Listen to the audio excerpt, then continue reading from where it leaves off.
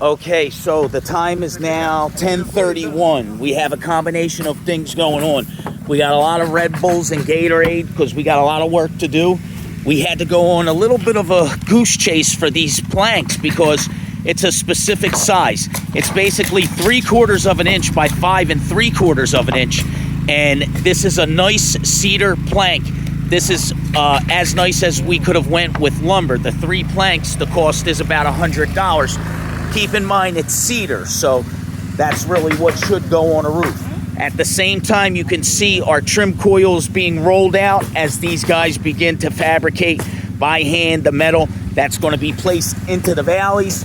And as it was discussed with the homeowner, once we get it barricaded and bulletproofed up with metal, we are going to do our standard, lower plane woven up the higher plane, underlapping the higher plane, which then covers the lower, right? And then we take a chalk line and make a razor sharp line, cut it off, and then any water to penetrate would have to work behind a layer of shingles, up a wall 2 feet, and back behind a second layer of shingles, and then it would just get to this, thick gauge trim coil metal that we're putting in the valley. When I say thick gauge, thick enough for the metal valleys.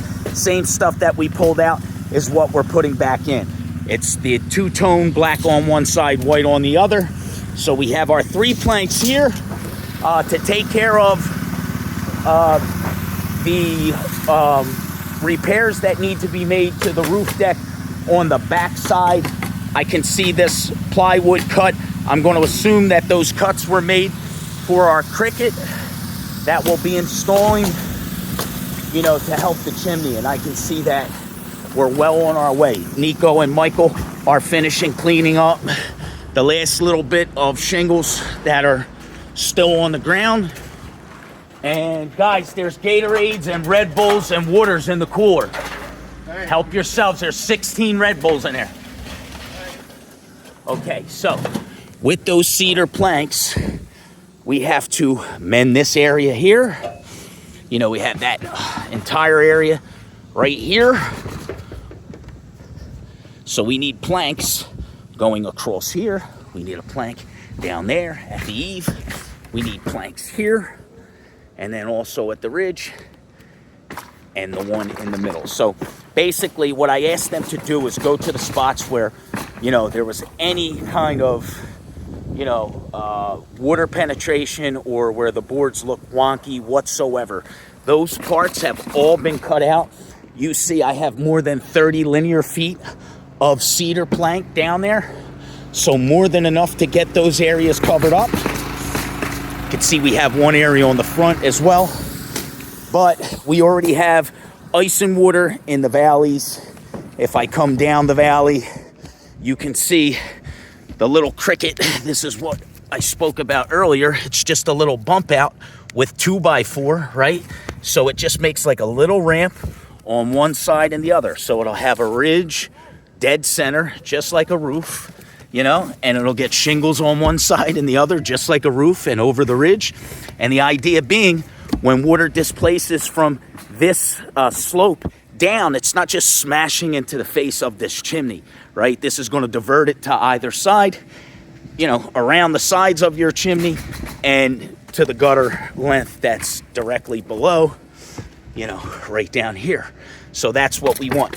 You can see the area around the chimney as well as the valleys. Now keep in mind, guys, we're working on this roof right now. So tons of debris up here in the heat of the build, so to speak. But you can see that the ice and water has been placed from the eaves to 36 inches. From 36 inches up to the ridges, we have our synthetic paper.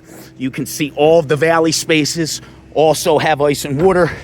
If you look down on the porch, you can see ice and water around the whole perimeter and just some synthetic paper in the center.